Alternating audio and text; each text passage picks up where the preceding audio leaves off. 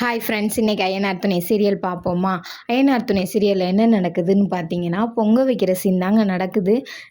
பொங்கல் வைக்கிறாங்க. பொங்கல் வச்சு நல்லா கிராண்டாக கொண்டாடுறாங்க. ஆனால் பார்த்தீங்கன்னா, எல்லாருமே ஃபீல் பண்ணுறாங்க. இது நாள் வரைக்கும் இந்த மாதிரி நாங்கள் பொங்கல் வச்சதில் இவ்வளோ சந்தோஷமாக இருந்ததில்ல. நிலா வந்ததுக்கப்புறம் தான் இந்த எல்லா சந்தோஷமும் எங்களுக்கு கிடச்சிச்சு அப்படின்னு சொல்லிக்கிட்டே ஒவ்வொன்றா செய்கிறாங்க. எல்லாம் ஃபன் பண்ணுறாங்க. எல்லாமே நடக்குது. எல்லாமே பண்ணுறாங்க.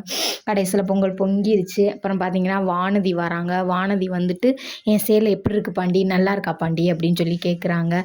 அன்னைக்கு சேலை தான் நான் கட்டியிருந்தேன். அன்னைக்கு நல்லா தான் இருந்துச்சு, இன்றைக்கி நல்லா தான் இருக்குது. அன்னைக்கு கட்டினது வேற பாண்டி, இன்னைக்கு கட்டினது வேற பாண்டின்னு சொல்லி பேசுகிறாங்க. நான் உனக்கு சர்ப்ரைஸ் ஒன்று வச்சுருக்கேன், அதை சொல்கிறேன் பாண்டி அப்படின்னு சொல்கிறாங்க. என்ன அப்படிங்க?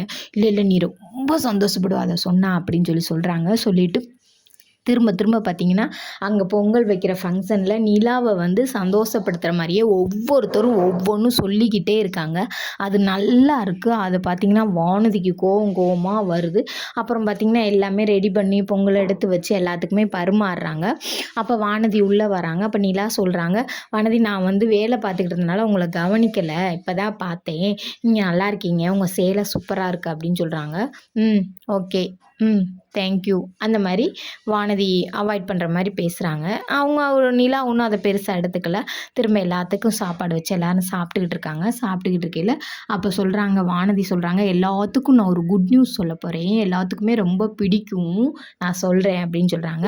அப்போ பல்லவன் கேட்குறாரு, என்ன சொல்கிறீங்க கேட்குறாரு. என்ன குட் நியூஸு அப்படின்னு இருடா நான் சொல்லுவேல, சொல்கிறேன்னு சொல்லியிருக்கேல அப்படின்னு சொல்கிறாங்க.